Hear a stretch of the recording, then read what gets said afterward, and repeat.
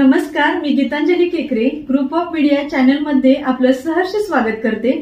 पाहूयात आजची एक महत्त्वाची बातमी। मुंबई पोलीस कर्मचाऱ्यांकडून ज्योतिबा डोंगरावरील कर वसूल करणाऱ्या कर्मचाऱ्यांना मारहाण। ज्योतिबा डोंगरावर असलेल्या टोल नाक्यावर गाडी पार्किंग कर आणि प्रवासी यात्रा कर मागितल्याबद्दल देवस्थान समितीच्या 2 कर्मचाऱ्यांना बेदम मारहाण करण्यात आली आहे। मुंबई पोलीस दलातील पोलिसांकडून कर मागितल्याच्या रागातून ही घटना शनिवारी दुपारी घडली आहे। आज सकाळी कोडोली पोलिसात 5 जणांविरोधात गुन्हा नोंद करण्यात आला आहे। पन्हाळा तालुक्यातील पोलिसांकडून मारहाणीची ही दुसरी घटना आहे। प्रवासी मिनी ट्रॅव्हल्स मधून काही प्रवासी मुंबईहून ज्योतिबा देवदर्शनासाठी शनिवारी दुपारी आले होते। ही गाडी यमाई मंदिराजवळ असलेल्या टोल नाक्याजवळ आल्यानंतर नाक्यावरील कर वसूल करणारे सुधीर पाटील आणि विशाल माने या कर्मचाऱ्यांनी त्यांना प्रवासी कर आणि वाहन पार्किंग कर ₹160 रुपयाची मागणी केली। यावेळी मिनी ट्रॅव्हल्स मध्ये असलेल्या मुंबई पोलीस धनंजय आनंदराव साळुंखे यांनी मी पोलीस आहे असे सांगून आपले ओळखपत्र दाखवून मी पैसे देणार नाही, आपण पोलीस आहोत, पैसे का मागितलेस म्हणून त्यांना जाब विचारला। यावेळी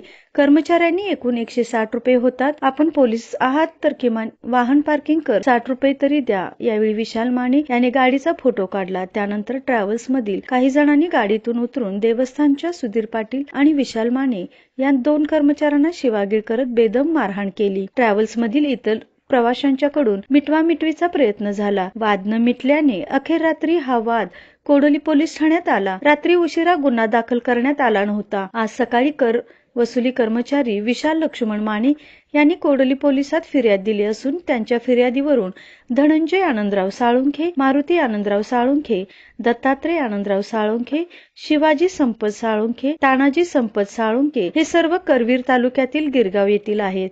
या सर्वांना विरोधात कोडोली पोलीस ठाण्यात गुन्हा नोंद झाला आहे। अधिक तपास कोडोली पोलीस करत आहेत।